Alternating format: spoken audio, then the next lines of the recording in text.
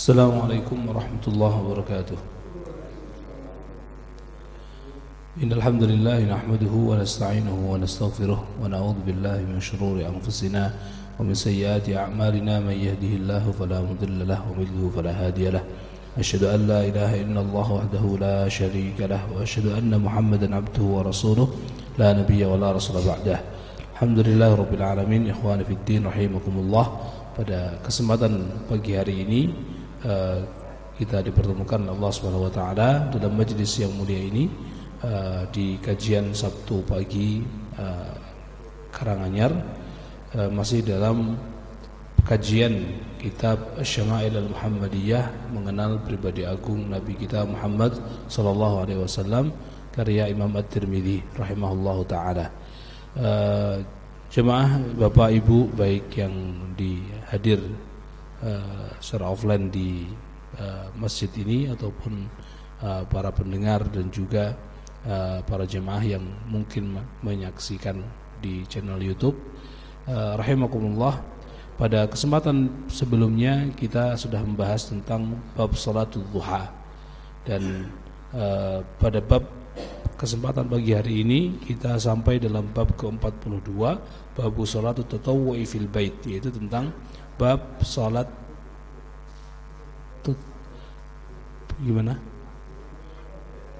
bab salat tatawwu' di rumah.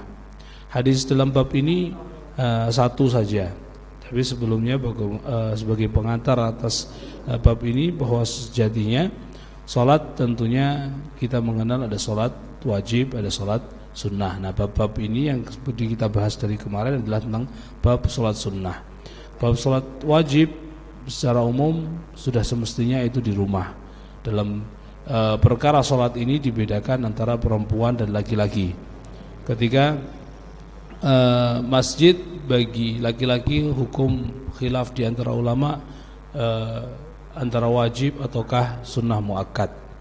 Tentu yang lebih rajih adalah sunnah muakkad, tapi kita lihat bagaimana bukan hanya sekedar masalah fikihnya atau hukumnya berarti enggak wajib terus ditinggalkan, tidak demikian. Tentunya laki-laki sudah semestinya untuk salat di masjid, karena memang ibaratnya mendekati ke dalam bab fardu. Salat wajib jamaah di masjid itu sudah mendekati. Jadi kalau sunnah muakkad itu sudah sunnah yang kalau levelnya sudah level atas, sehingga hampir-hampir sudah mendekati level wajib. Nah, sekali lagi tetap bukan wajib, iya, tapi sudah dalam hukum sunnahnya itu sudah tinggi. Maka kita ketahui bersama bahwa dalam beberapa hadis Nabi SAW bagaimana Nabi itu yuharrid ala salatul jamaah. Ada bab targhib, ada bab bagaimana motivasi besar untuk para sahabat salat jamaah. Itu benar-benar ada. Bahkan suatu saat Nabi membayangkan sedikit ya, enggak terjadi, membayangkan ketika sungguh aku bayangkan ketika sudah berkumpul di masjid orang-orang, maka akan aku pilih seseorang dari sahabat itu untuk mengimami. Kemudian Rasulullah inspeksi lah bahasa kita kan, inspeksi keliling kampung, mana ada rumah kok masih ada laki-laki sehat enggak ke masjid, rumahnya dibakar. Apakah terjadi? Tidak terjadi, tidak. Cuman itu bagaimana sekira-kira ketika para sahabat saat itu mendengar Rasulullah mengucapkan hal demikian, tentunya sangat terasa dalam dirinya bahwa sholat di rumah itu sudah benar-benar tidak diinginkan dan dibenci oleh Rasulullah ketika sholat fardu. Itu keadaannya demikian, bahwa Rasulullah SAW ketika sholat fardu itu pasti masjid, kecuali kalau memang sakit, kecuali kalau ada bab udzur tertentu, maka hal-hal yang fardu saja akan ada keringanan, apalagi yang bab sunnah muakkad tentunya pasti akan ada keringanan. Nah, dalam bab salat sunnah ini, bab-babnya yang disampaikan Imam At-Tirmidzi bukan hanya sekedar macam-macam salat sunnah, tetapi bagaimana dan di mana salat sunnah itu sebaiknya dilaksanakan. Jadi bukan hanya jenis salatnya, tapi di mana tempatnya. Maka Rasulullah SAW sejatinya dalam sekian banyak hadis yang lain, bab-bab yang ada sudah disebutkan dalam bab sholat, misalkan sholat syuruk ataupun ada di bab sholat tahajud. Rasulullah juga didapatkan bahwa beliau sholat sunnah di masjid juga ada. Bukan berarti bab ini bab di mana sholat sunnah harus di rumah, bukan. Tapi di mana rumah kita sudah semestinya untuk mendapatkan sekian persen atau mendapatkan jatah untuk kita sholat sunnah di dalamnya. Jangan sampai seorang itu saking seneng sama masjid, ya benar-benar orang masjidan misalnya gitu, semua sholat sunnahnya di masjid. Ngerti sholat kia, nang masjid, di rumah tidak. Karena ada mungkin sebagian orang yang mungkin tetangga masjid akhirnya di rumah tidak ada ruangan musola atau tidak disediakan sama sekali, pengen sholat ya kono nang masjid. Biasa kalau ibu-ibunya pun rukohnya disimpenin nang masjid, nang omah ana rukoh blas misalkan gitu.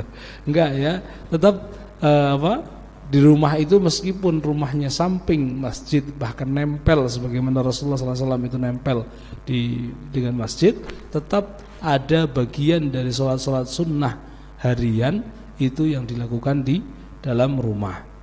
Nah, ini secara umum adalah laki-laki. Secara umum adalah laki-laki. Adapun perempuan, maka sunnah maupun wajib lebih baik di rumah.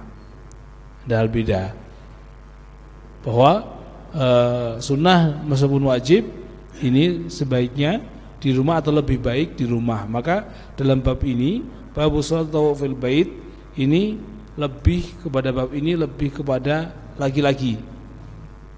Insyaallah nanti akan kita singgung terkait dengan bab perempuan. Matan hadis ini berbunyi dari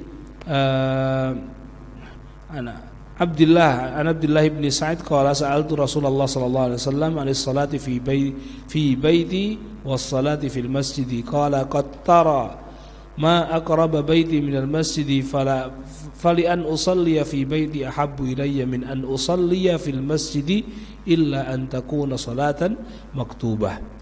Dari Abdullah bin Sa'ad, ia berkata, aku bertanya kepada Rasulullah SAW tentang salat di rumah dan salat di masjid. Beliau bersabda, sungguh engkau melihat sendiri alangkah dekatnya rumahku dengan masjid. Sungguh aku lebih suka salat di rumah daripada salat di masjid, kecuali salat itu salat fardu. Ini nasihat Rasulullah SAW. Kita dapatkan bahkan dalam beberapa sunnah-sunnah Rasulullah memang demikian. Jadi ingat Rasulullah posisinya sebagai imam. Jadi sholat fardu pasti akan menunggu datangnya beliau. Jadi posisi kita sebagai makmum atau posisi kita sebagai imam itu harus dibedakan, sedikit bedakan. Kalau kita kemudian melihat dalam rumah kita yang berjarak, ketika sholat adzan berkumandang, kemudian kita sholat sunnah di rumah sampai di masjid terlambat, maka sebaiknya sholat sunnahnya di masjid. Kalau kita jadi imam, maka untuk mengikuti Rasulullah SAW itu lebih bagus tentunya. Sholat adzan, sudah ada adzan, sholat sunnah di rumah, datang langsung menuju ke pengimaman, tidak sholat sunnah di masjid, langsung langsung jadi imam. Itu demikian. Kalau sebagian imam-imam yang di masjidnya agak besar, mereka kemudian masuk ke ruang imam dulu, sholat sunnahnya di ruang imam, baru masuk langsung ke iqamah. Jadi ada perbedaan. Kita tentunya sebagai makmum bukan hanya sekedar sholat sunnahnya saja yang di rumah atau di masjid, dalam artian ini sholat sunnah yang nempel dengan sholat fardu atau qobliyah. Kita harus melihat bagaimana jarak kemudian kesepakatan takmir bahwa qomat berapa menit. Maka mendahulukan waktu untuk ke masjid itu lebih utama, dan sehingga mendapatkan keutamaan shaf pertama. Maka kita harus milih-milih di mana sholat sunnah yang sekiranya akan kita lakukan di masjid. Sholat malam misalkan ya sudah kita lakukan di rumah sampai witir, baru kemudian berangkat ke masjid. Contohnya seperti itu. Subuh bagaimana kira-kira model punya kita? Apakah lama sampai 1/4 jam baru iqamah, berarti nunggu adzan, sholat sunnah 2 rakaat di rumah baru berangkat, misalkan semacam itu. Ya, monggo. Karena di setiap daerah beda-beda. Contoh kalau di Indonesia ini, di daerah-daerah barat, daerah-daerah Jawa Baratan itu sholat antara adzan dengan iqamah itu rata-rata cepat sekali. Subuh itu kalau sudah mulai adzan itu hampir-hampir masjid itu sudah penuh. Tapi langsung adzan selesai, sholat sunnah 2 rakaat langsung qomat. Itu banyak sekali. Bahkan di beberapa sholat yang kebiasaannya itu beberapa masjid ya, kebetulan sempat beberapa kok tidak semua semacam ini tidak, tapi beberapa masjid yang sempat muter-muter di beberapa kampung di Jawa Barat kok pernah lihat semacam itu. Asar, adzan, langsung qomat. Tapi orang-orang sudah terbiasa. Jadi sebelum adzan itu jam mereka benar-benar nunggu sholat itu di jam mereka sendiri.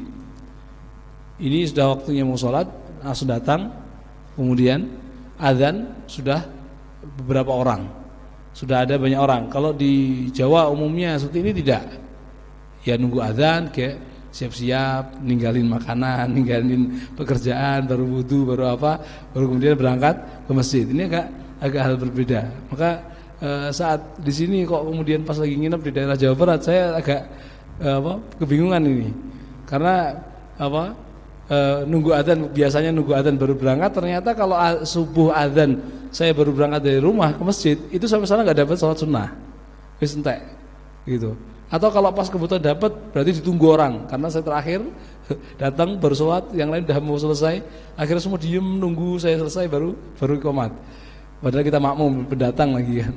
Nah, kebiasaan-kebiasaan di masyarakat kita semacam itu yang berbeda-beda, kesepakatan sebenarnya kan kesepakatan sebuah daerah itu perlu dipertimbangkan, sehingga dari satu hari itu, dari bangun tidur, kemudian sholat tahajud, kemudian sholat witir, qobliyah subuh, kemudian kalau di masjid syuruk ya jelas itu di masjid, kemudian sholat duha, kemudian duhur, qobliyah mubadiyah, kemudian asar, maghribnya, kemudian pada maghrib ba'diyah maghrib, kemudian isya.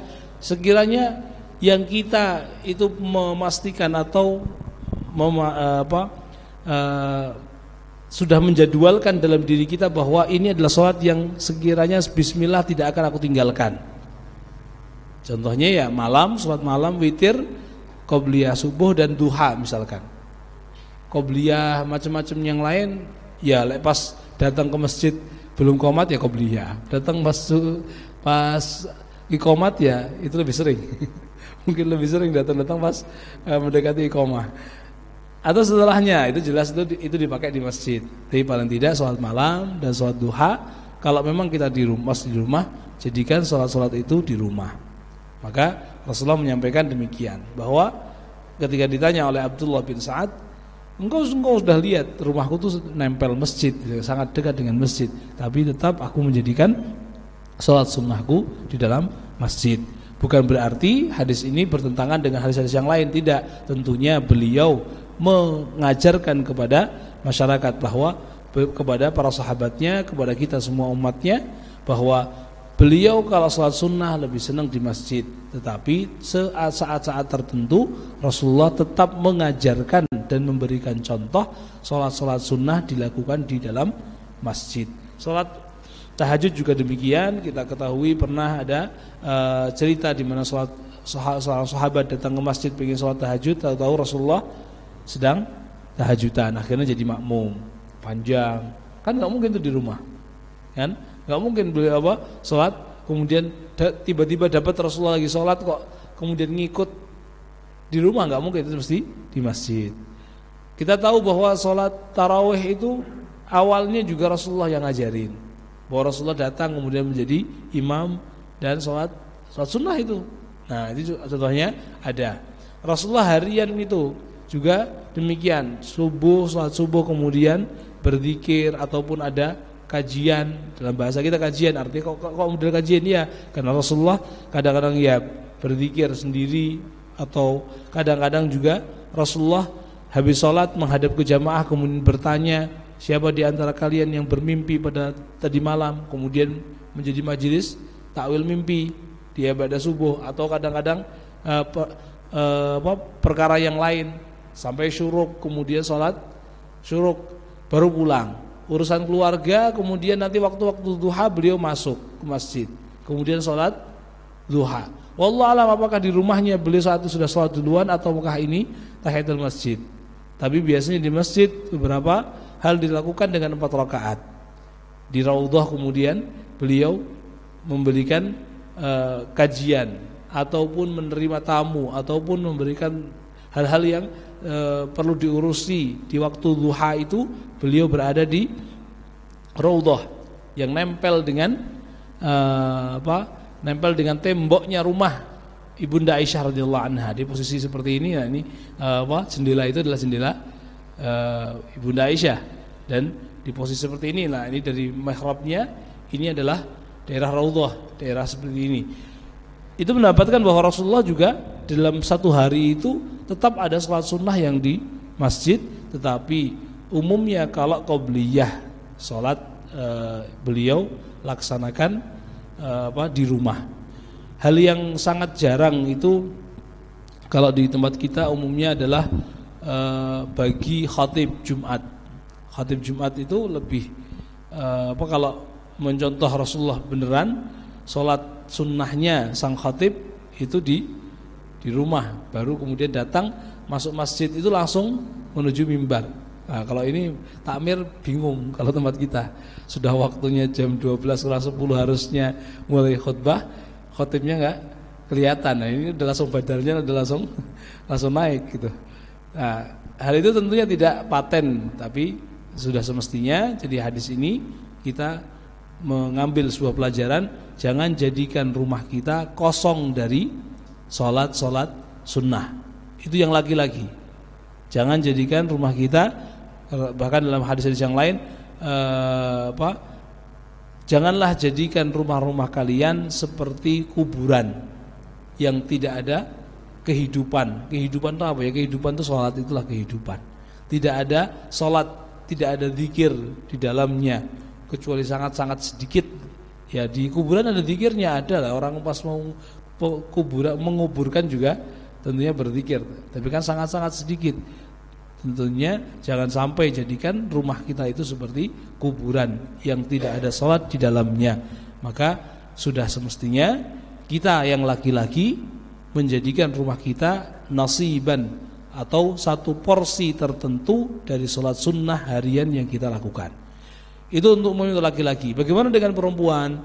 Pertama, bahwa perempuan dianjurkan untuk salat sunnah atau salat sunnah dan salat wajib itu di rumah. Bahkan salat fardunya perempuan di rumah itu lebih utama dibandingkan dengan salatnya perempuan itu di dalam masjid. Kalau kita salat sunnah, salat fardu kita di masjid dapat 27 derajat lebih utama dibandingkan dengan salat di rumah satu saja. Perempuan tidak disebutkan berapa bedanya, tidak ada. Tetapi Rasulullah hanya menyebutkan bahwa salatnya perempuan di rumahnya itu lebih baik daripada salatnya di masjid. Hal ini juga sangat berpengaruh bagaimana kenapa? Karena fitnahnya, kemungkinan untuk memunculkan fitnah. Fitnah itu apa sih? Fitnah itu bukan menuduh orang lain suatu hal yang tidak dilakukan, bukan. Fitnah itu artinya juga kekacauan atau suudzon atau membuat negative thinking bagi umumnya laki-laki yang hadir. Itu umumnya semacam itu. Dengan perempuan boleh saja salat ke masjid, boleh apakah mendapatkan keutamaan sholat jamaah? Tentunya mereka juga akan mendapatkan keutamaan sholat berjamaah. Tetapi sholatnya di rumah yang sendirian pun itu juga setara bahkan lebih baik daripada sholatnya di masjid. Itu secara umum semacam itu. Maka hadis Rasulullah SAW juga menasihati ketika para sahabat sudah mendengar bahwa perempuan semestinya para sahabiat sholatnya di rumah, mereka kemudian memaksa para istri-istrinya udah sholatnya nang omah, misalnya gitu, bahasa kita gitu itu. Maka para sahabiat sebagian yang memang punya semangat untuk sholat ke masjid, ya protes.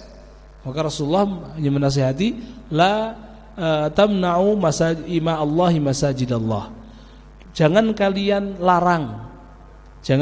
larang kalau ternyata perempuan-perempuan kalian, istri-istri kalian, atau mungkin ibu-ibu kalian pengen ke masjid, tetap boleh, tetap diperbolehkan. Artinya ini asal afdhaliyah, mana yang lebih baik, tetapi tetap diperbolehkan. Maka di Masjid Nabawi saat itu pun saat masa Rasulullah, bagian perempuan tetap ada. Bagian perempuan tetap ada, bukan berarti kosong, tidak diberikan space untuk perempuan, tidak, tetap diberikan space untuk perempuan. Bahkan ada satu pintu di Masjid Nabawi yang disebut dengan Babun Nisa. Ini adalah pintu yang dipakai untuk sahabiat masuk dan area sahabiat. Bahkan ingat suatu cerita di mana ada seorang sahabiat yang selalu membersihkan masjid. Itu disebutkan dalam Imam Bukhari dalam kitab sahihnya bahwa Rasulullah mencari, ini kok ada suatu hal yang beda di masjid ini.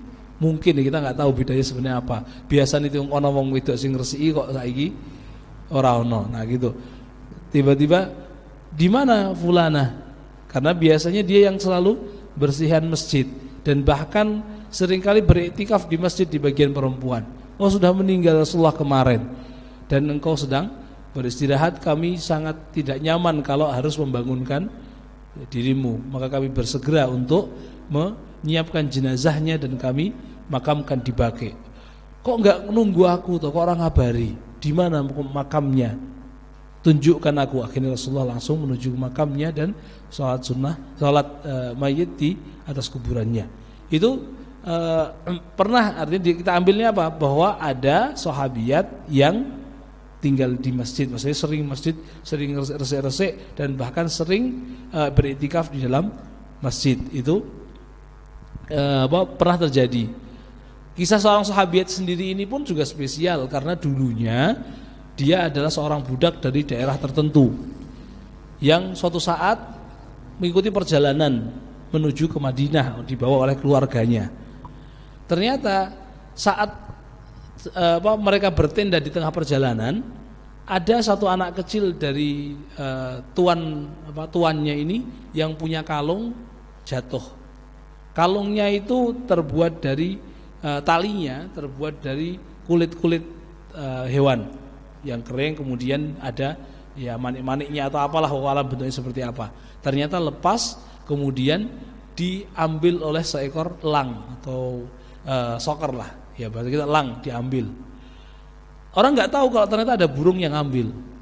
Cuma dicari, nangis anaknya, kemana kok hilang.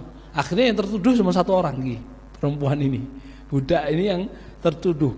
Sampai kemudian dilucuti, digoleki. Mana aku ngumpetin di mana, digoleki terus, ternyata nggak dapat.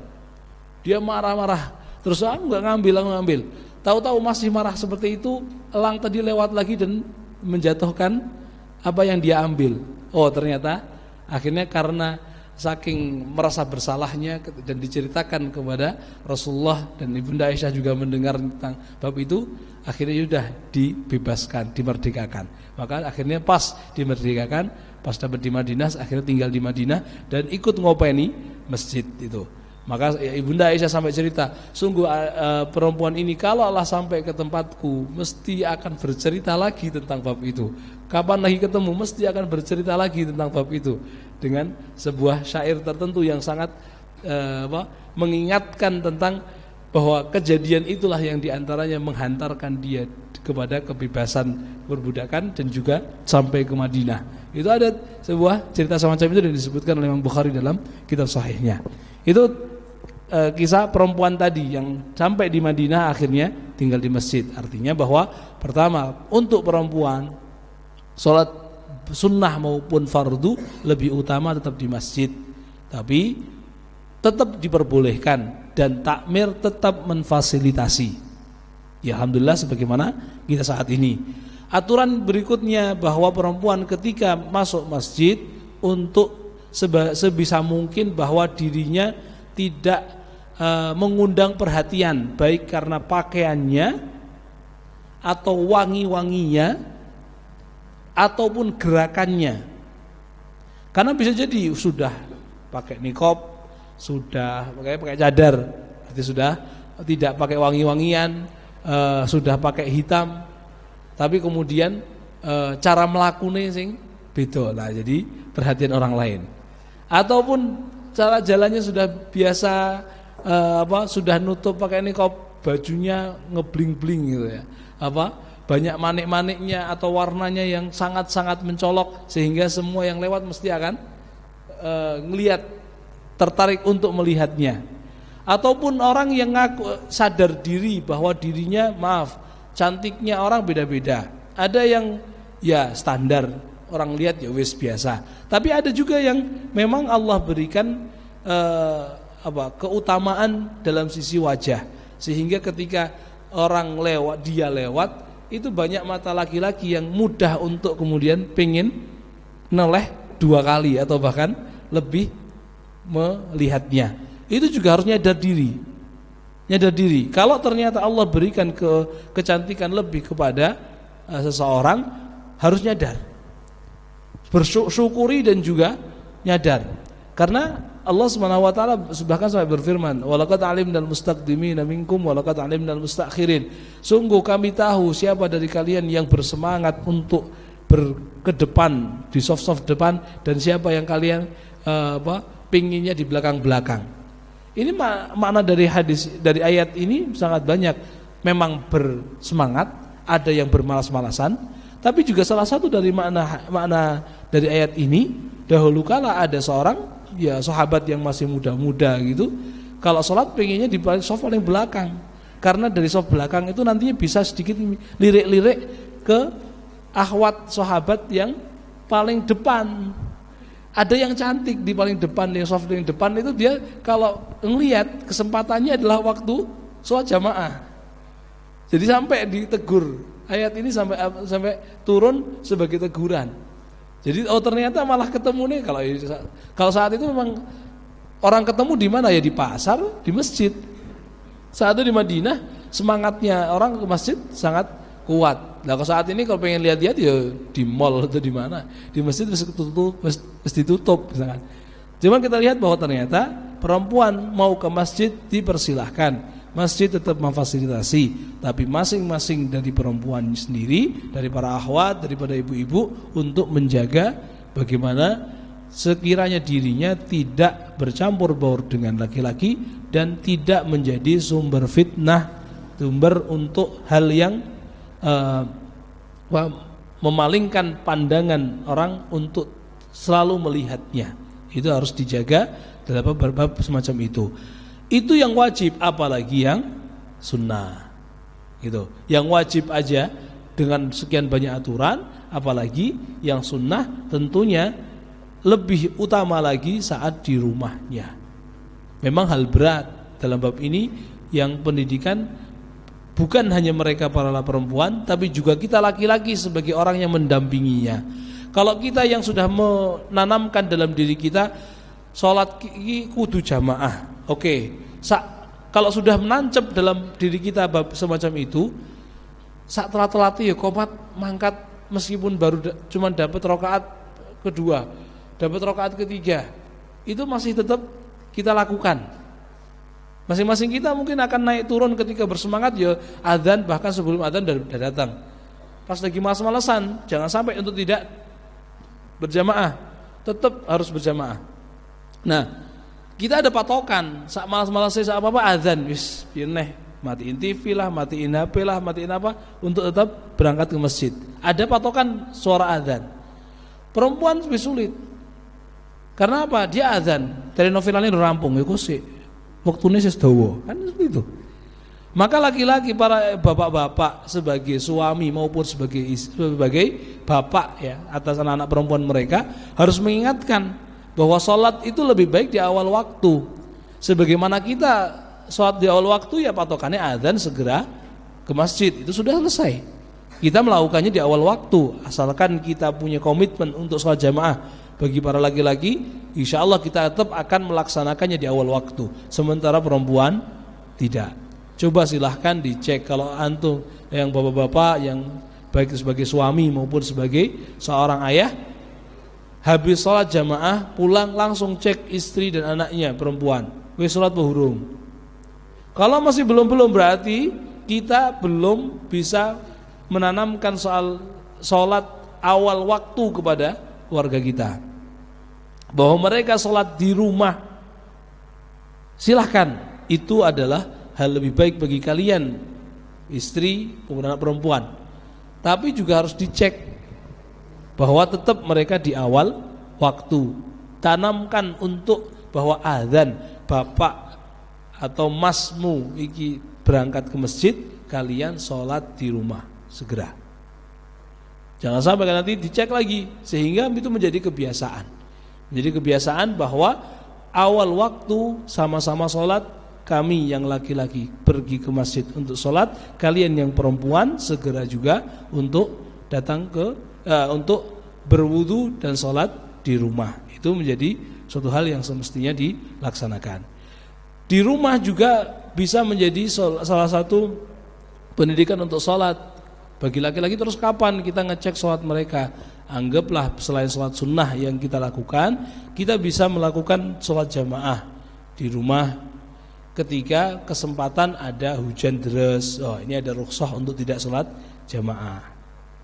Maka kesempatan beberapa momen-momen yang itu merupakan keringanan kita tidak ikut sholat jamaah, kita jadikan hal itu jamaah di rumah. Itu jadi kesempatan. Apalagi kalau saat ini mungkin bukan musim hujan, berarti kita benar-benar ke masjid. Atau lagi safar, sedang perjalanan, nah kita sholat bareng dengan keluarga kita. Tapi kalau pas musim-musim hujan, ada kalanya kita perlu harus bersyukur di mana hujan ini mendatangkan rahmat, merupakan rahmat Allah Subhanahu wa taala. Kita bersyukur kita punya kendaraan, punya mantel, punya motor. Kita bersyukur kalau rumah kita ternyata enggak terlalu jauh, kita masih diberikan rezeki payung oleh Allah Subhanahu wa taala tetap berangkat ke masjid. Tapi juga termasuk saat hujan benar-benar deras, kita punya kesempatan untuk tidak ke masjid masih diperbolehkan, itu rukhsah, kita jadikan kesempatan itu untuk jamaah di rumah sholat fardu. Jangan sampai kemudian pengennya aku sholat jamaah sama orang keluarga, ya sudah enggak usah ke masjid, sholat di rumah aja. Jangan sampai semacam itu. Itu secara umum tentang bab sholat di rumah, bahwa ada urusan berbeda antara laki-laki dan perempuan, baik itu sholat sholat fardu maupun sholat sunnah. Sholat sunnah sama-sama lebih baik di rumah, adapun sholat fardu dibedakan, yang laki-laki tetap utamanya dan sangat-sangat utama di masjid dan bahkan mendekati kepada fardu. Di sebagian ulama memfardukannya, tapi jumhur tetap menghukuminya sebagai sunnah muakkad. Adapun sholat sunnah jadikanlah sebagian dari ritual atau harian rutinitas sholat sunnah kita ada yang di rumah kita. Adapun fardu tetap di masjid, itu yang bagi laki-laki. Itu tentang bab sholat akhir dari bab sholat sunnah dalam hadis ini. Bab berikutnya itu sudah mulai berpindah ke dalam bab puasa. Jadi bab sholat sunnah kita sedikit flashback sedikit, disebutkan sebelumnya bab sholat duha, kemudian bab sholat qobliyah, dia itu sudah 12 rakaat harian itu sudah dibahas juga. Sebelumnya lagi sholat sudah bab tidur. Bab 41 itu tentang bab ibadah Rasulullah, dan maksudnya di sini adalah salat malamnya. Kemudian dilanjutkan dengan salat-salat sunnah 12 rakaatnya, kemudian salat duha dan salat tatawwu di rumah. Itu berakhir di bab itu. Kemudian masuk dalam bab puasa Rasulullah. Dimaksudkan di sini adalah puasa sunnah maupun puasa wajib, semuanya digabung dalam satu bab ini. Tentunya hadis-hadis tentang puasa insya Allah semuanya sudah umumnya sudah pernah mendengar, baik itu saat Ramadan itu sudah pernah mendengarnya. Ada puasa-puasa yang terulang sunnahnya itu mingguan atau pekanan, seperti puasa hari Senin dan Kamis. Ada juga yang bulanan, yaitu Ayyamul Bid, hari ke 12, 13, 14 di setiap tengah bulan Qamariyah, itu juga termasuk bulanan. Ataupun tahunan yang sunnah itu momen-momennya seperti puasa Arafah, kemudian puasa-puasa misalkan Rasulullah itu memperbanyak puasa sunnah di bulan Sya'ban, tidak full satu bulan, tapi paling banyak bulan yang beliau berpuasa di dalamnya itu adalah bulan Sya'ban, ataupun bulan-bulan yang lainnya puasa-puasa yang bebas kapanpun dilakukan, ataupun sesekali puasa Daud itu juga diperbolehkan. Itu puasa-puasa sunnah. Adapun puasa wajib ya hanya satu, yaitu di bulan Ramadan. Itu secara umum ada beberapa hal tentang puasa. Puasa sendiri kita tentunya ketahui bahwa artinya al-imsak, menahan suatu hal atau memegang, sehingga menahan suatu hal. Maka puasa itu ada puasa yang secara zahir, bahwa dia seorang menjaga diri untuk tidak makan, minum, dan juga tidak berhubungan dengan suami istri. Itu adalah puasa zahir. Puasa batin ya puasa di mana seorang selain dari puasa zahir itu kemudian menghindar dari kemaksiatan dan dari hal-hal yang melalenakan. Ada tentunya dari beberapa ulama yang lain yang membagi macam-macam puasa bertingkat-tingkat, itu ada. Tapi secara umum bisa dibagi dalam dua itu, meskipun pecahan-pecahannya bisa dibagi-bagi lagi. Ada yang zahirnya, yang batinnya nanti seperti apa, tingkatan-tingkatan. Ada yang masalah bab bukan maksiat tapi mubah, mengurangi bab-bab mubah. Ada yang bab seseorang hanya meninggalkan kemaksiatan tapi bab mubah masih boleh. Puasa tidur terus boleh enggak? Boleh. Boleh-boleh aja. Kan orang maksiat, orang maksiat puasa kok nanti pas bangun duhur sholat jamaah langsung pulang tidur lagi. Enggak apa-apa. Gitu kan? Cuman itu bab berlebihan dalam bab mubah. Tentunya berbeda dengan seorang yang ketika puasa kemudian tilawah, zikir, ya kan berbeda kondisinya. Itu tingkatan-tingkatan yang kemudian dirumuskan atau disimpulkan oleh para ulama. Tapi secara umum bisa dibagi dalam besarnya dua, yaitu puasa zahir dan puasa batin. Batin itu ya tadi tingkat-tingkatannya. Intinya tidak meninggal atau tidak melakukan kemaksiatan. Kemaksiatan apa? Kalau kemaksiatannya sampai membatalkan puasa ya jadi batal, berarti tidak puasa. Tapi ada maksiat-maksiat yang secara zahir tidak membatalkan puasa, tapi bisa menggugurkan pahala, ghibah, ataupun melihat suatu hal yang tidak baik, atau berkata-kata kotor. Ya dia tidak makan, dia tidak minum, tapi mungkin pahalanya akan hilang. Dia marah-marah, memiso-miso nang wong, ya tidak batal puasanya, tetapi sangat besar kemungkinan untuk menggugurkan pahala puasanya. Kalau maksiatnya minum khamr ya sudah, itu membatalkan. Berarti si puasa zahirnya sudah hilang. Itu kalau maksiat-maksiat yang sampai membatalkan puasa. Dan puasa termasuk salah satu dari amalan ibadah yang memang turun-temurun dari para nabi-nabi sebelumnya. Jadi para nabi-nabi sebelumnya pun juga melakukan puasa. Maka yang kita kenal di antaranya adalah puasanya Daud alaihissalam, yang saat itu puasa 1 hari, kemudian tidak, kemudian puasa lagi, dan itu masih diajarkan, artinya masih diperbolehkan untuk dilakukan oleh orang-orang saat ini. Maka kita kenal dengan puasa Daud. Ada juga yang puasa bahkan puasanya sampai tidak ngomong, itu puasa tidak berbicara, dan ini dilakukan oleh Maryam dan juga Zakaria terkait dengan keturunan. Maka ada teori disampaikan salah satu dari orang mempercepat kehamilan adalah mengurangi omongan. Itu salah satu terapi untuk cepat hamil. Nah, itu ya. Terapi kemandulan itu diantaranya adalah tidak ngomong, sebisa mungkin tidak ngomong 3 hari. Kok bisa? Ya teorinya itu salah satu sebagai bukan berarti terus ngumpet bertapa sebagaimana orang-orang kejawen, enggak. Bukan berarti tidak ngomong itu terus tidak makan dan tidak sholat jamaah, tetap sholat jamaah itu iya, tilawah iya, tetap. Tapi maksudnya tidak ngomong ke manusia yang lain.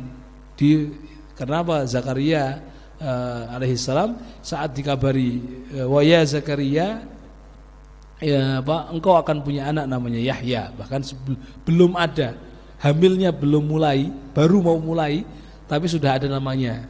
Itu termasuk Yahya, itu sudah muncul namanya. Gitu. Kalau Isa setelahnya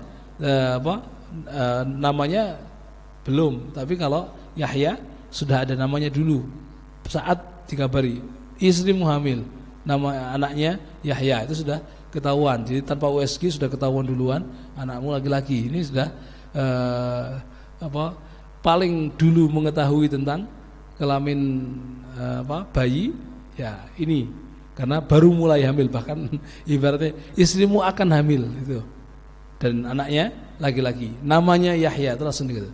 Ya Allah, apakah serius sama ini? Sementara aku sudah tua, istriku sudah tua. Yes, engkau tidak akan bisa ngomong 3 hari.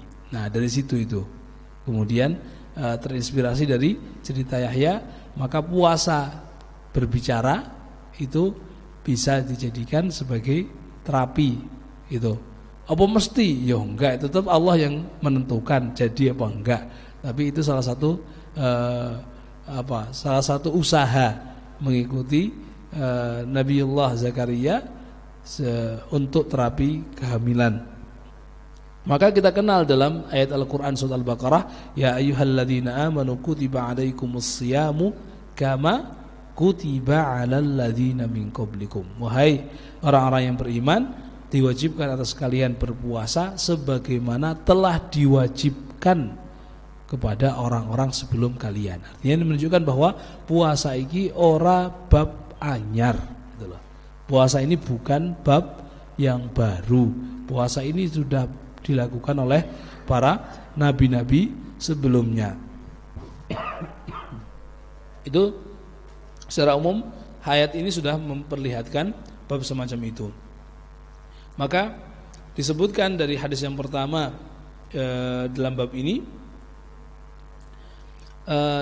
dari Bunda Aisyah radhiyallahu anha an siyami, ada yang seorang yang bertanya, jadi Abdullah bin Syakik itu bertanya kepada Ibunda Aisyah tentang puasanya Rasulullah SAW. Maka Ibunda Aisyah berkata, kana yasumu hatta naqula qad sama wa yuftiru hatta naqula qad aftar. Qalat wa ma sama Rasulullah SAW syahran kamilan mundu qadimal madinata illa Ramadan. Ibunda Aisyah berbicara, sungguh beliau berkata, Rasulullah biasa berpuasa hingga kami katakan sungguh beliau seakan-akan selalu berpuasa. Dan beliau berbuka, artinya tidak puasa, hingga kami katakan sungguh beliau seakan-akan berbuka terus atau tidak puasa terus. Dan beliau tidak pernah berpuasa selama 1 bulan penuh sejak beliau datang ke Madinah kecuali di bulan Ramadan. Jadi sebagaimana kemarin kita terangkan tentang bab salat duha, Rasulullah ketika mengajarkan bahwa ini bab sunnah itu benar-benar ketika kadang pengen puasa ya puasa terus. Atau sering terus puasa ini, tapi di masa tertentu enggak gitu aja.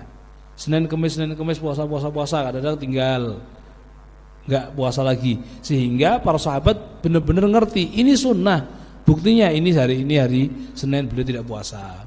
Terus kapan lagi puasa lagi. Itu semacam itu. Dan Rasulullah tidaklah pernah puasa 1 bulan full kecuali Ramadan. Adapun Sya'ban beliau hampir 1 bulan, tapi tidak. Di hari terakhir beliau tidak puasa karena beliau juga kan melarang beberapa hari sebelum mepet Ramadan untuk tidak untuk berpuasa itu beliau larang.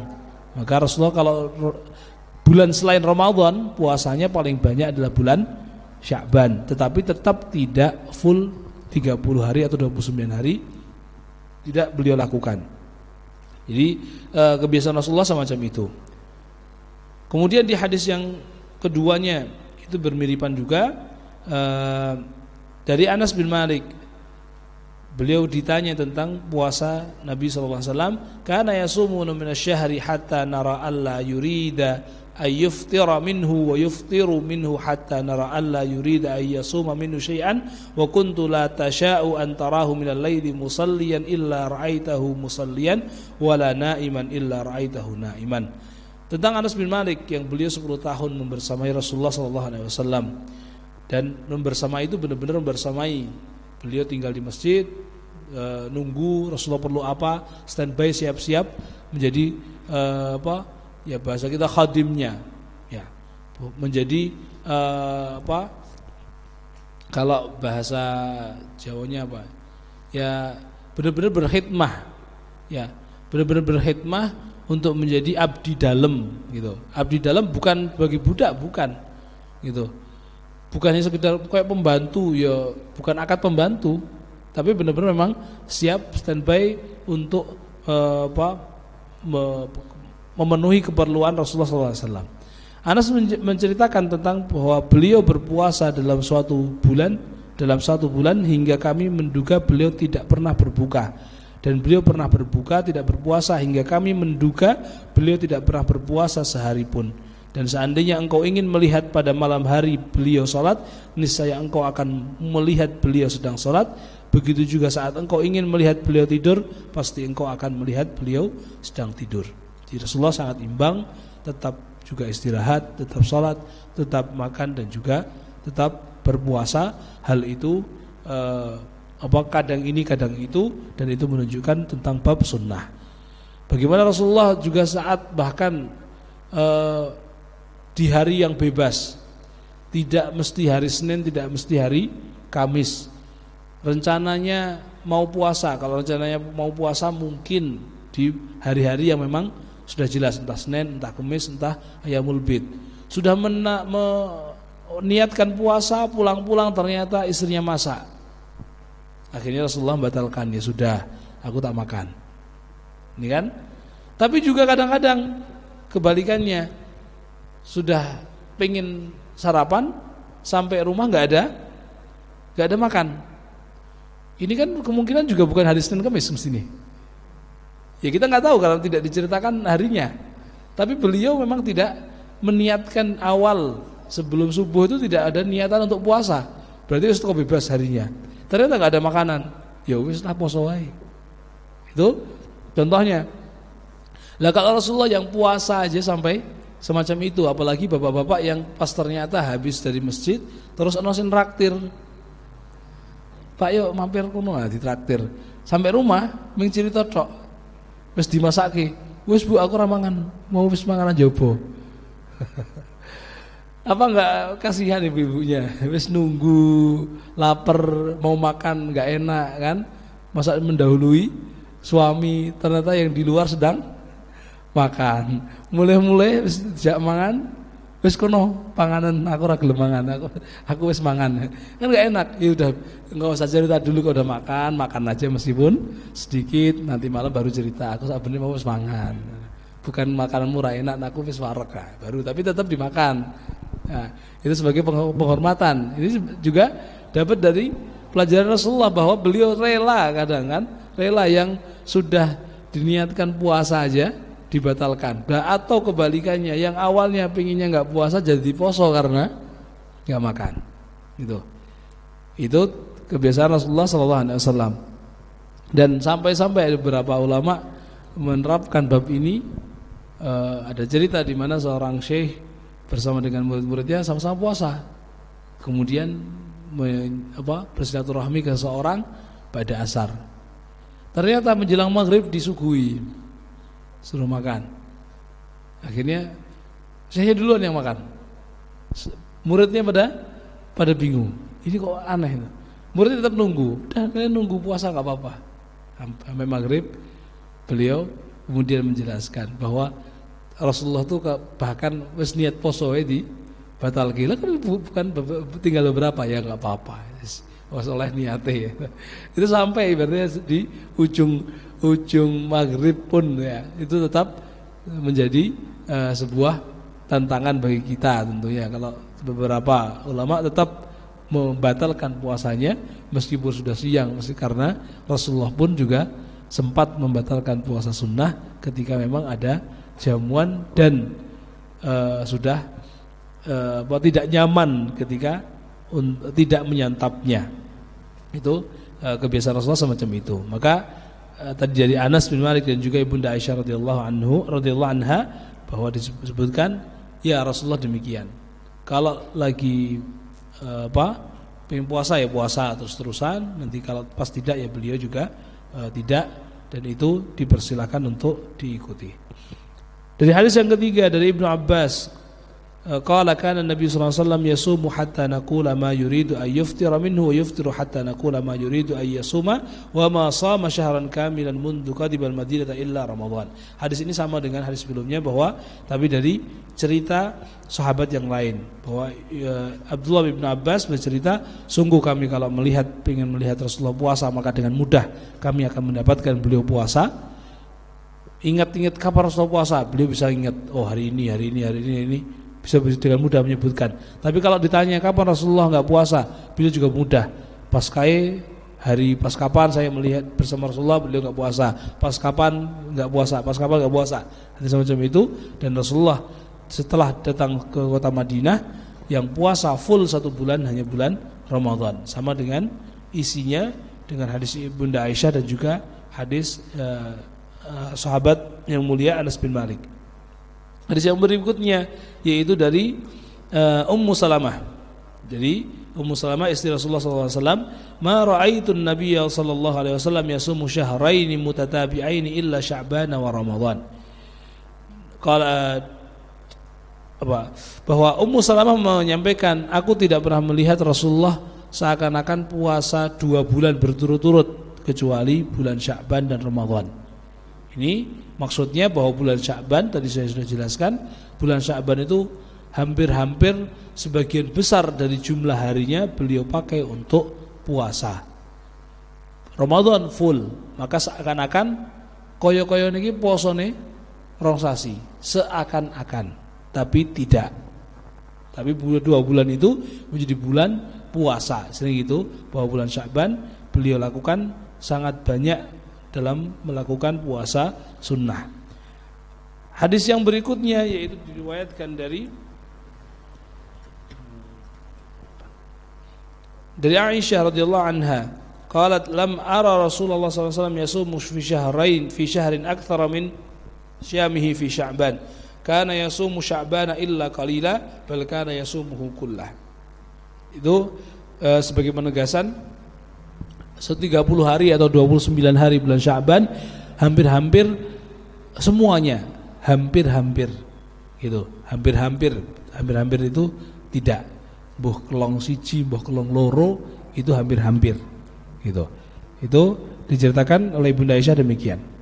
Hadis yang berikutnya dari Abdillah di sini ini Abdillah siapa ini? Karena Rasulullah SAW yasumu fi ghurrati kulli syahrin 3 ayyamin wa qallama kana yuftiru yaumal jum'ah. Beliau menyebutkan di sini bahwa Rasulullah SAW berpuasa pada awal bulan selama 3 hari pada setiap bulan, dan jarang sekali beliau berbuka pada hari Jumat. Ini disebutkan demikian. Tentu hal yang nantinya perlu dibahas lebih dalam ketika hari Jumat atau hari Sabtu itu puasanya seperti apa. Ada beberapa catatan untuk bulan hari Jumat dan hari Sabtu. Kalaulah bergandengan karena dengan sebab-sebab yang lainnya, maka dipersilahkan. Misalkan pas Daud hari Rabu puasa, hari Kamis enggak puasa, hari Jumat puasa, maka Jumatnya monggo-monggo saja. Tapi ketika berdiri sendiri Jumat dan Sabtu itu ada beberapa pembahasan. Tentu khilaf adapun seorang yang pengen sholat sunnah tatawu atau puasa tatawu, puasa sunnah, bebas dia tetap dipersilahkan. Ini bab awal tentang bab puasa yang intinya kita dapatin saat ini, bahwa Rasulullah itu puasanya sering, kadang-kadang puasa pas longgar pengen longgar, ketika puasa puasa banyak, itu dilakukan demikian dan menjadi pelajaran besar bahwa itu merupakan puasa-puasa sunnah. Maka sudah semestinya atau kita berusaha untuk melakukan puasa-puasa sunnah itu di hari-hari yang telah Rasulullah ajarkan, Senin, Kamis, ataukah itu di tanggal-tanggal tengah bulan Qamariyah itu kita lakukan, ataupun di hari-hari spesial ayam atau di bulan-bulan hurum, termasuk kita masih saat ini di Asyurul Hurum, bulan Dzulhijjah, atau nanti di bulan Muharram juga dipersilakan untuk melakukan puasa-puasa sunnah. Pada bab-bab berikutnya insyaallah kita akan membahas tentang bab Senin Kamis dan juga beberapa puasa-puasa sunnah yang ada atau diajarkan oleh Rasulullah secara tersendiri di hari-harinya. Ya, di bab ini masih kita muqaddimah atau pengantar soal bab puasa, di mana itu merupakan kebiasaan dan juga syariat para nabi-nabi sebelumnya dan masih tertularkan atau masih terwariskan kepada kita umat Muhammad SAW hingga saat ini. Demikian tentang bab atau tentang kajian syarah Syama'il Muhammadiyah karya Imam Tirmidzi sampai pada bab puasa. Insyaallah kita akan lanjutkan dalam pertemuan pada bulan September ke depan. Aku qouli hadza, kita tutup dengan kafaratul majlis. Subhanakallahumma wa bihamdika asyhadu an la ilaha illa anta astaghfiruka wa atubu ilaik. Wassalamualaikum warahmatullahi wabarakatuh.